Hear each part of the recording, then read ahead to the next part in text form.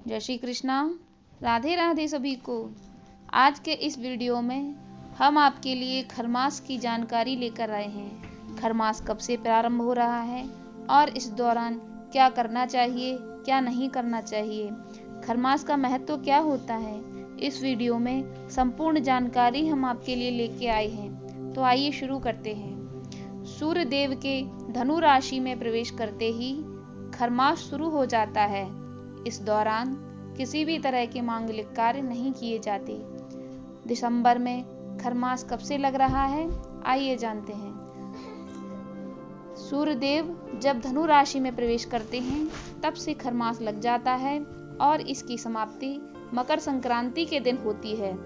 इस साल खरमास 16 दिसंबर 2023 से लग रहा है और इसका समापन 15 जनवरी 2024 को होगा। खरमास के दौरान किसी भी तरह के धार्मिक कार्य नहीं किए जाते, इसलिए ही खरमास के समय शादी ब्याह जैसे शुभ कार्यों पर रोक लग जाती है। खरमास तब लगता है जब सूर्य देव धनु और मीन राशि में गोचर करते हैं, क्योंकि इस दौरान सूर्य की वजह से बृहस्पति निस्तेज हो जाते हैं, जिस वजह से शुभ कार्यों पर रोक लग जाती है। बता दें, शुभ कार्यों में बृहस्पति की मौजूदगी आवश्यक होती है। खरमास के समय विवाह, सगाई या फिर शादी से जुड़ा हुआ कोई भी कार्य नहीं किया जाता। खरमास में नए घर में प्रवेश भी नहीं करना चाहिए, इससे दोष लगता है। खरमास में नए व्यापार का प्रारंभ भी नहीं करना चाहिए। साथ ही इस दौरान मुंडन, जनेऊ या फिर अन्य संस्कार भी नहीं किए जाने चाहिए।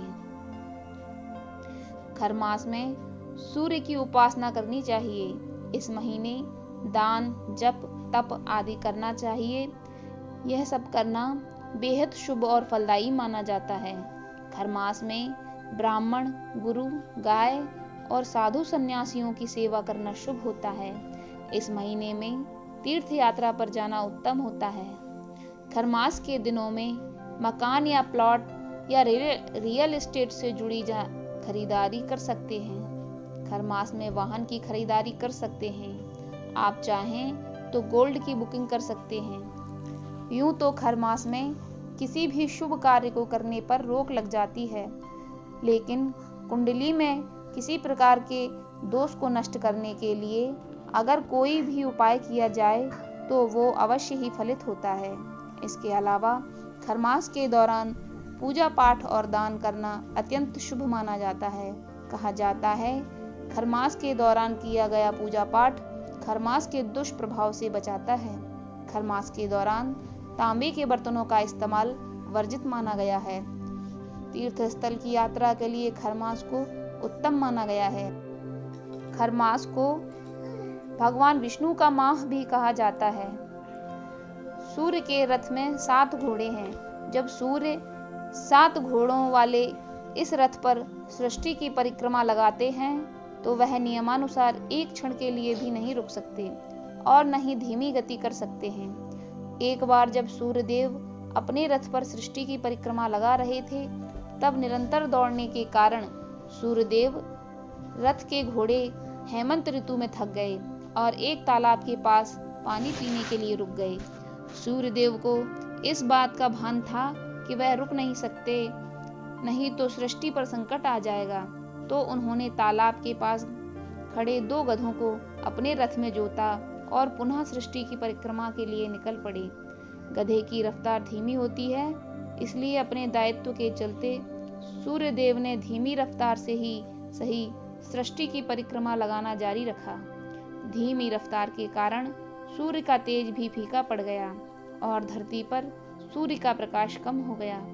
गधे के माध्यम से सृष्टि की परिक्रमा पूरी करने के कारण इस अवधि को खरमास कहा गया, क्योंकि खर का अर्थ होता है गधा।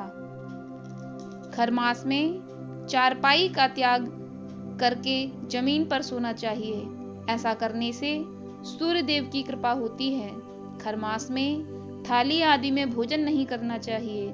खरमास के दौरान लोगों को किसी प्रकार की लड़ाई झगड़ा नहीं करना चाहिए और नहीं झूठ बोलना चाहिए।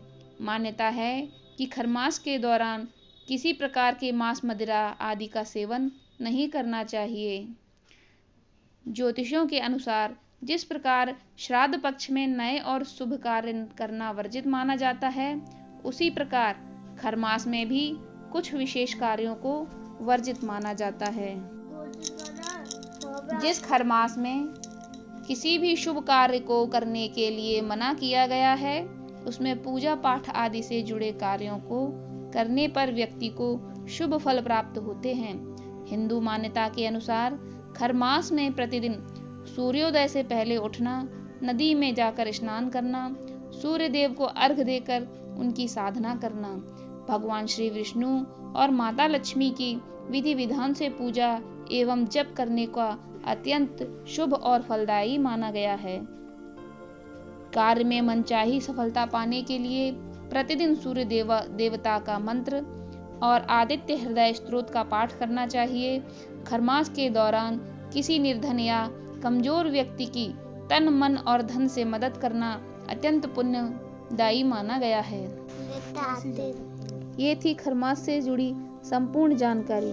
अगर इस वीडियो में दी गई जानकारी आपको पसंद आई हो, अच्छी लगी हो, तो एक लाइक कर दीजिए और हमारे चैनल को सब्सक्राइब कर लीजिए, जिससे हम आपके लिए इसी तरह की वीडियो आगे भी लाते रहेंगे। धन्यवाद।